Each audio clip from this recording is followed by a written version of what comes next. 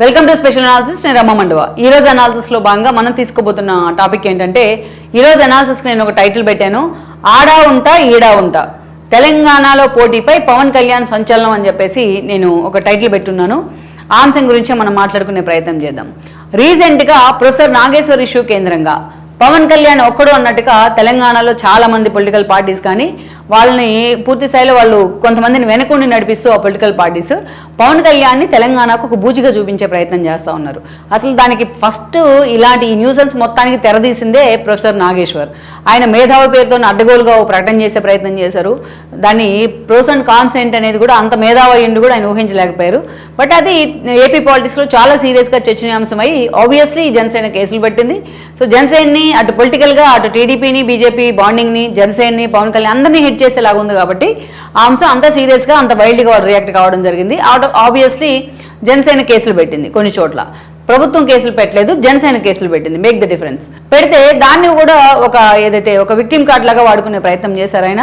First ఏమో బేషరతుగా క్షమాపణ అన్నాడు, మళ్ళీ డీజీపీని కలిశారు, మళ్ళీ పవన్ కళ్యాణ్ ఇంకొకసారి సారీ చెప్పారు, మళ్ళీ నేను యుద్ధం చేస్తాను, చచ్చేదాకా పోరాడతాను, జైల్లో పెడితే ఒక పక్క కేసులు నా మీద ఏం లేవు, నా కోసం పోలీసులు రాలేదు అని చెప్తారు, ఇంకో పక్క నన్ను జైల్లో పెడితే నేను ఆత్మకథ రాస్తానంటాడు. సో ఈ న్యూసెన్స్ అంతా జరుగుతూ వచ్చింది. అయితే అందరితో ఆగినా బాగుండేది. అతను రౌండ్ టేబుల్ కాన్ఫరెన్స్ పేరుతోని జర్నలిస్ట్ అని చెప్పేసి కొంతమందిని తీసుకొచ్చి ఆయన మాట్లాడించిన విధానం ఏదైతే ఉందో అది మాత్రం అది ఆయన ఉన్నంతకాలం ఆయన హిట్ చేస్తూనే ఉంటుంది. అంత దారుణంగా మాట్లాడారు వాళ్ళు పవన్ కళ్యాణ్ క్యారెక్టర్ను ఉద్దేశించి, ఆయన పర్సనల్ లైఫ్ను ఉద్దేశించి కూడా. సో ఇది ఆల్రెడీ పవన్ కళ్యాణ్ రిక్వెస్ట్ చేశాడు, దీన్ని ఇంతటితో ఫుల్ స్టాప్ పెడదాం, అతని అరెస్ట్ కూడా ఏమి వద్దు అని చెప్పిన తర్వాత తను పక్కనే కూర్చొని అంత దారుణంగా పాసం యాదగిరి లాంటి వాళ్ళు మాట్లాడుతుంటే ఖండించే ప్రయత్నం కూడా చేయాలి నాగేశ్వర్. అంటే దాన్ని ఈయన ఎండాస్ చేస్తున్నట్టే లెక్క. సో ఆ తర్వాత తెలంగాణకు సంబంధించిన జనసేన శ్రేణులు కూడా అంతే రియాక్ట్ అయ్యాయి. వాళ్ళకి పోటీగా ఇంకెవరో తీసుకొచ్చి ఫ్లెక్సీలు పెట్టి ఫోటోలు పెట్టి పవన్ కళ్యాణ్ చెప్పులతో కొట్టిస్తూ ఉన్నారు. ఈరోజు ఆయన డిప్యూటీ సీఎంగా ఉన్నారు. ఆయన తలుచుకుంటే వాళ్ళని అరెస్ట్ చేయించడం ఎంతసేపు పని వాళ్ళకి, అధికారంలో ఉన్న వాళ్ళకి. ఈ పిచ్చి పనులు ఏంటి, ఇంత మూర్ఖత్వం ఏంటి, ఇది ఎక్కడ తీసుకెళ్తా ఉన్నారు? అసలు నాగేశ్వర చేతిలో ఏం లేదు, ఇది ఎటో తిరిగి ఎటో వెళ్ళింది. దీనికి అందరికీ కర్త కర్మ క్రియ అందరూ ఆయన్నే అనుకుంటూ ఉన్నారు. అయితే ఇంత అభిమానులు ఉన్నారు పవన్ కళ్యాణ్కి తెలంగాణలో. మీరు చెప్తే ఏదైతే తెలంగాణలో వరదల దగ్గర నుంచి ఎన్ని అంశాల్లో పవన్ కళ్యాణ్ హెల్ప్ చేశారు అనేది ఆయన ఫ్యాన్స్ ప్రెస్ మీట్ పెట్టి చెబుతూ ఉన్నారు ఆధారాలతో సహా. మొన్నటి కొండగట్టు దాకా వీళ్ళందరికీ తెలియని విషయం ఏంటంటే, నేను ఆ రోజు ప్రజారాజ్యం పెట్టి కవర్ చేస్తూ ఉన్నా. యువరాజ్యం అధ్యక్షుడిగా పవన్ కళ్యాణ్ ఉండేవాళ్ళు. ఆ రోజు యువరాజ్యం తరపున పవన్ కళ్యాణ్ ఓయూ వేదికగా మెయిన్ క్యాంపస్ ముందు ఒక భారీ బహిరంగ సభ పెట్టాడు ఈవినింగ్ టైంలో. పెడితే దాంట్లో గద్దరు ముఖ్య అతిథిగా హాజరయ్యారు. ఆ వేదిక మీద పవన్ కళ్యాణ్ అండ్ గద్దరు ఇద్దరే ఉన్నారు. ఆ రోజున గద్దర్ని ఓన్ చేసుకుంటూ ఆలింగనం చేసుకుంటూ పవన్ కళ్యాణ్ ఒక పాట కూడా పాడాడు, నేను ఊరు జోగినమ్మ అని చెప్పేసి. చాలా అద్భుతంగా పాడారు ఆ రోజు పవన్ కళ్యాణ్. పాడుతూ ఆయన కండీలు కూడా పెట్టుకున్నారు. తెలంగాణ పోరాటాన్ని, తెలంగాణ ఆకాంక్షని నేను గౌరవిస్తానని చెప్పి ఆ రోజు ఆయన మాట్లాడడం జరిగింది. ఆయన మాట్లాడాడు కాబట్టి అక్కడ సబ్ పెట్టాడు ఓయూలో. ఆ తర్వాత ఆయన ఎందుకు అందరూ తెలంగాణ వ్యతిరేక అంటా ఉన్నారు? ఏదైతే ఆయన 2014లో పార్టీ పెట్టే ముందు ఆ రోజు తెలంగాణ విభజన జరిగిన సమయంలో నేను ఆ రోజు అన్నం తింటాం మానేసాను, కొన్ని రోజులు బాధపడ్డాను అని చెప్పారు ఆయన.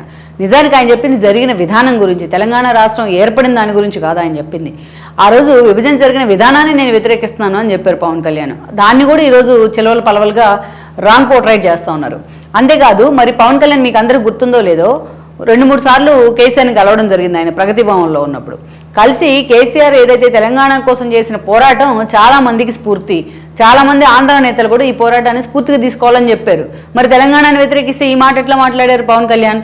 జనసేనకు అసలు చెప్పుకోవడం కూడా రాదు, చెప్పడానికి వాళ్ళకి కనీసం కొన్ని స్టడీ కూడా చేసే ప్రయత్నం చేయటం లేదు. ఇదే పవన్ కళ్యాణ్ తెలంగాణ వ్యతిరేక అయితే ఓయూలో సభ పెట్టి ఎలా ఆయన గద్దర్ని కలుపుకొని మాట్లాడతారు? గద్దర్తో ఎంత ఆయన ఆల్మోస్ట్ జర్నీ చేశారు, గద్దర్తో ఎన్ని పుస్తకాలు చదువుకుంటారు ఆయన. గద్దర్ ఇచ్చిన బుక్స్ కూడా నా దగ్గర ఉన్నాయి, నేను ఎప్పుడు చదివానని చెప్పి చాలాసార్లు మాట్లాడుతూ ఉండేవాళ్ళు. అంత నాలెడ్జ్ ఉండింది ఆయనకి చాలా అంశాల మీద. ఈరోజు పవన్ కళ్యాణ్ అవేమి ఆయన తెలంగాణకి ఇష్యూ వచ్చినప్పుడు నిలబడింది, తెలంగాణ అంశాల మీద మాట్లాడింది, తెలంగాణలో ఎంతమందో తెలంగాణ మేధావులతో కలిసి తిరిగింది, ఇవన్నీ పక్కన పడేశారు. ఒక్కసారిగా ఈరోజు పవన్ కళ్యాణ్, అప్పుడు గుర్తురాని పవన్ కళ్యాణ్ పెళ్లిళ్ళు, అప్పుడు గుర్తురాని పవన్ కళ్యాణ్ వ్యక్తిగత జీవితం, ఈరోజు ఆయన బయట తెచ్చి రోడ్డు మీద పెట్టి ఆయన చెప్పులతో కొట్టిస్తూ ఉన్నారు. సో ఇది ఎక్కడికి లీడ్ చేస్తుంది అనుకుంటున్నారు? ఈ నాగేశ్వర్ అనే అతనన్నా ఒకసారి ఒక అప్పీల్ చేయాలి కదా. ఇదంతా అయిపోయింది, ఇదంతా దీనికి ఫుల్ స్టాప్ పెట్టే ప్రయత్నం చేద్దాం, దీనికి ఎక్కడో చోట దీన్ని కట్ చేయండి, ఈ అంశాన్ని ముగించండి అని చెప్పట్లేదు.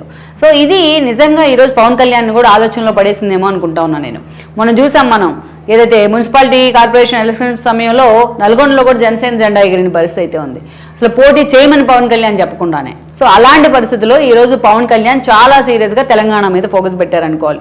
రేపో మాపో తెలంగాణ జనసేన నేతలతో కూడా ఆయన భేటీ కాబోతా ఉన్నారు. భేటీ అవడమే కాదు, తెలంగాణకు సంబంధించి పూర్తి స్థాయిలో పార్టీ మీద ఫోకస్ పెట్టేందుకు కూడా ఆయన సిద్ధమవుతా ఉన్నారు.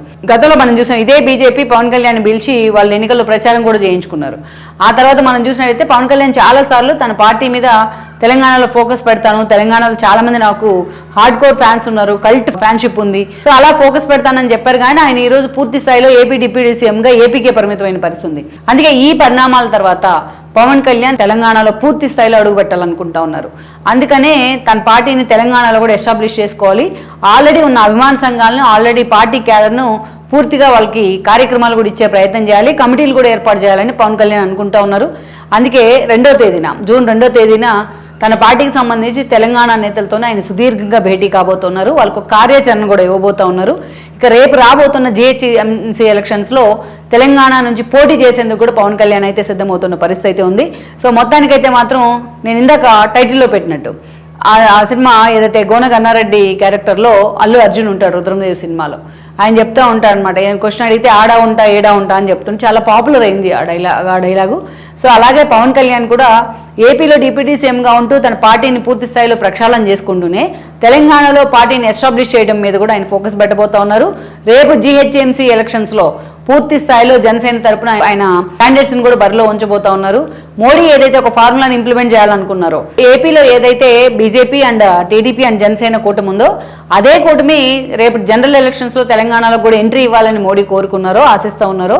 అయితే అంతకంటే ముందుగానే జిహెచ్ఎంసీ ఎన్నికలే టార్గెట్ గా పవన్ కళ్యాణ్ తెలంగాణలో అడుగు పెట్టబోతున్నారు అనేది అయితే ఒక సమాచారం.